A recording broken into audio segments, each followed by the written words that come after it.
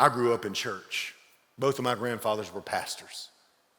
On a Sunday night, my grandfather preached the gospel. I walked down an aisle just like this one.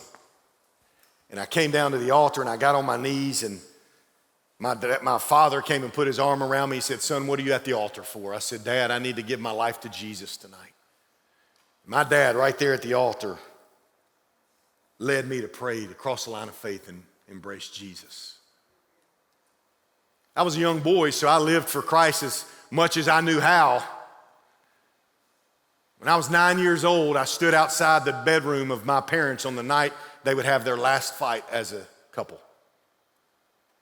I stood outside of the door, heard them fighting and yelling and arguing, and I went back to my room and I closed the door and I sat on my bed, and as just a young boy, I said, "God, if that's a picture of your love, I don't want anything to do with it." Somehow in my mind, I had equated the lack of love of my parents for each other for the lack of love of God for me, and I said, "Forget it, I'm done." And I began to run from God, and let me just tell you something. As I became a teenager, I rebelled from God. Now that I have teenagers, Kevin, I'm hoping they don't even experience half of what I did. Because let me tell you something, I was very diligent about being rebellious. I'm telling you, I sinned I was on mission to sin. And I ran from God, and I did things that I'm so ashamed of today, apart from the grace of God in my life. When I was in the height of that, I had a friend that said, "Hey, would you come go to church with me?" And I was like, "No, man, I've been to church. I've got the t-shirt. It didn't fit. I don't want it."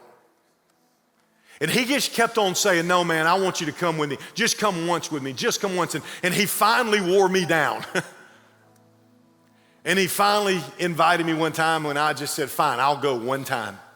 February of 1998, I can still see it as clearly as today. I pulled my truck into the parking lot. I got out and I slammed the door, not wanting to be at that church. And I walked to the third floor of the building at Summer Grove Baptist Church in Shreveport, Louisiana. And I walked into that youth room and I sat down frustrated on the back row. That night, the worship began to start, and I began to see and experience something I'd never seen. I saw people actually worshiping. I saw students engaged in worshiping. Because I'm telling you, friends, the kind of church I grew up in, if you raised your hands and worshiped, you needed to go to the bathroom. I never saw people in surrender engage the Lord. I thought, man, there's something different about this. That night, after the student pastor walked up to me and he goes, "Hey, Nathan, we're so glad you're here. We've been expecting you." Now, if I can be honest with you, that was a little creepy. I didn't make sense of it, but I said, "Fine." He said, "Hey, man, we're so glad you're here. Hey, we have this event coming up this weekend. Why don't you come to it? It's called Disciple Now." I said, "Well, tell me about it." He told me, I said, "That sounds fine. My friends, maybe, I don't know, maybe I'll find a girlfriend there. I don't know. I'll go, sure." Well, my sister was a grad student at LSU. She called me that Wednesday and she said, "Hey, brother, I've been missing you. Why don't you grab a group of friends and come down to LSU and hang with me for the weekend?" I said, "That sounds like a great idea." So I got a couple of guys, and that weekend we went and spent the whole weekend with college students at LSU. I don't think I have to tell you what that means. I got back to school on Monday.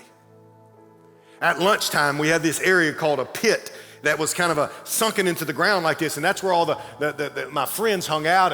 And I look up, and lo and behold, at lunch is this youth minister. And he's walking straight towards me, and it was like the parting of the Red Sea. All my friends seemed to just move out of the way and let him come straight towards me. He walked down right in front of all my friends, and he came and he pointed his finger in my face, and he said, "Lorick, you lied to me." I said, "Man, what are you talking about?" He said, "You told me you would come this weekend and you didn't come. You lied to me." I'm gonna be honest with you, I thought, man, who are you? This is high school, you're old, you're like 40, man. You're so old, like 40's not that old now, just so you know, my perspective has changed. He said, "You've lied to me." I said, "Fine, what do you want me to do?" He said, "I tell you what, make it up to me. Come back Wednesday night one more time." I said, "Fine, I'll do it." The first time I went to get my friend off my back. The second time I went to clear my conscience. February 11th of 1998, I pulled right back into that parking lot. I slammed the door the same way. I walked upstairs. I sat on the back row, and I thought, this is the last time I'll ever step foot in here. Let's just grin it, bear it, and get out of here. Maybe you're here that way today. But something was different about that night. It wasn't fancy. There wasn't lights and lasers and Chubby Bunny, if you remember that. You know what it was that night? It was a student-led band of all students. And then there was no preacher that night. It was one student after another getting up and saying, this is what God did in my life at Disciple Now. This is what God wants to do in your life. This is where God met me. This is how God wants to meet you. This is how I heard the gospel, what it's done in my life, and this is what the gospel wants to do in your life. And I sat there on that back row, and friends, can I tell you, I had no idea that God had my address that night. On that back row, God met me there. God began to whisper in my heart, Nathan, I have something incredible for your life, but you got to fully surrender. That night, what I tell people is when I was young, I gave my heart to Jesus, but that night, February 11th, 1998, I fully surrendered everything. I said, God, here's my life. Take it, use it, it's yours. I hold nothing back.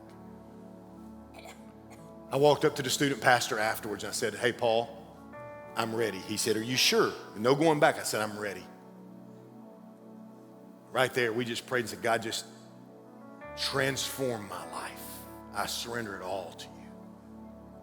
He said, Nathan, I want to show you something. He took me to this room and there was this wall.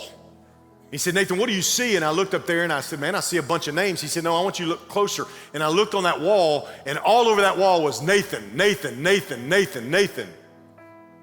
Now, can I be honest with you? That was the second time I've been there. Now it's really creepy.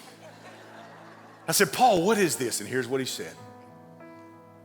He said, Nathan, the reason I said to you last week, we've been expecting you, is because a few weeks ago, I began to challenge students to identify that one person in their life that they believe is impossible to see walk with God. Just looking at their life, they think it's impossible.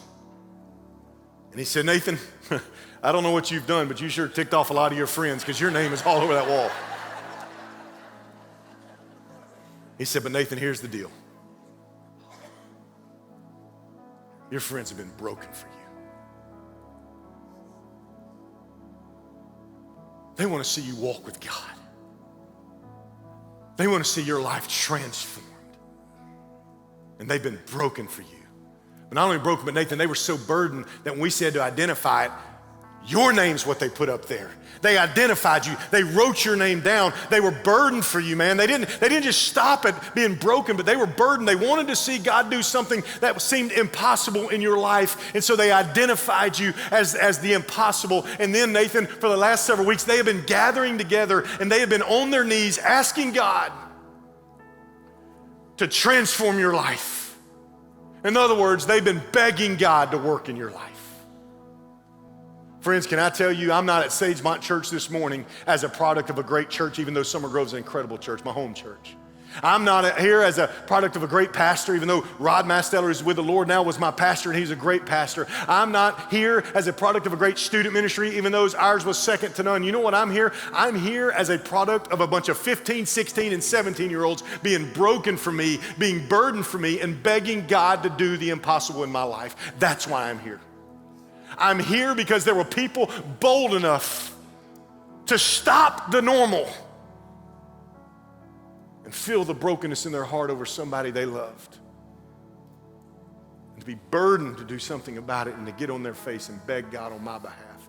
And friends, I'm telling you, I am here because the prayers of teenagers you'll never know reached the heart of God.